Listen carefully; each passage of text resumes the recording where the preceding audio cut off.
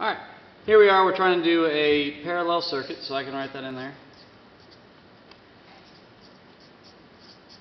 Alright, and the reason it is parallel is that there's multiple paths for it to go. So typically we got these parallel lines, and the meaning is that I can go one direction, or I can go this direction, or this direction, or this direction. So there's multiple paths, and whenever we have something that has multiple paths in it, that's going to be considered a parallel circuit. So just like everything else, I'm going to write down my knowns.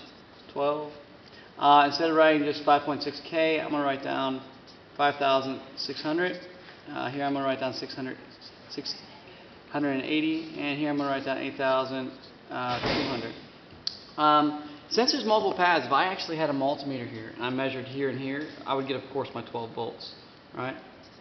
But what if I measured right here? All right, there's really nothing preventing me from being just right here besides distance in the wire. And since it's just distance in the wire, like there's no resistors, I'm going to measure 12 volts here just like anywhere else.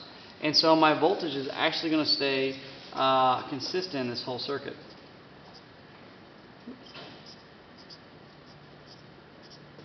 Alright, the next thing I need to do is I need to use just my standard Ohm's law, which is V over IR, right?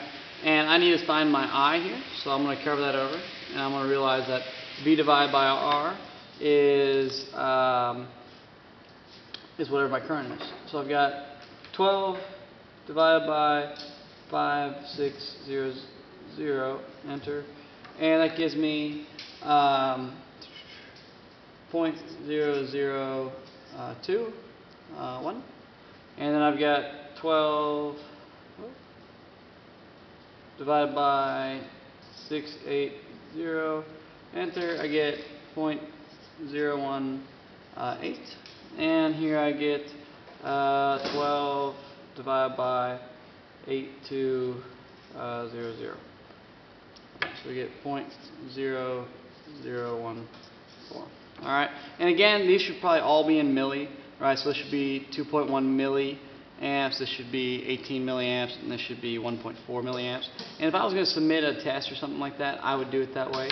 I can use Kirchhoff's law right here to find my total. So if I was going to do that, I'm going to do 0.0021 plus 0.018 plus 0.0014, enter, and I get my total current right here.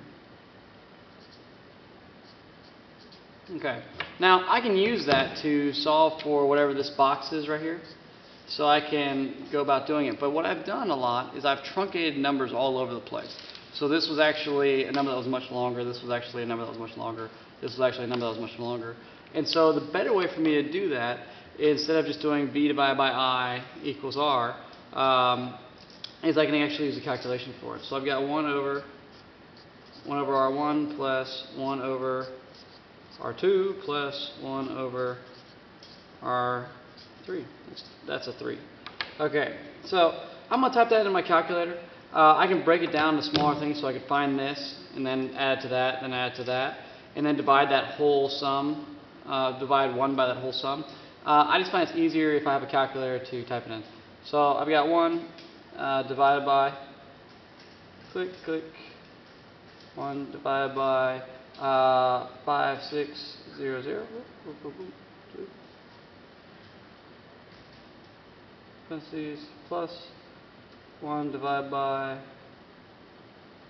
it does become a little bit of a cumbersome thing to type in, and I'll tell you how in a second how to actually make sure that you get the right answer.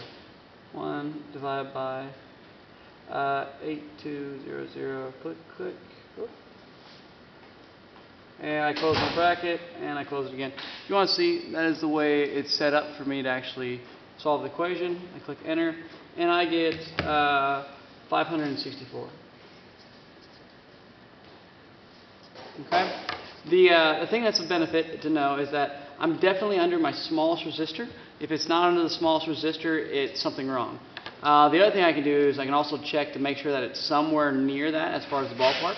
So I'm going to go 12 divided by 0.0215, enter.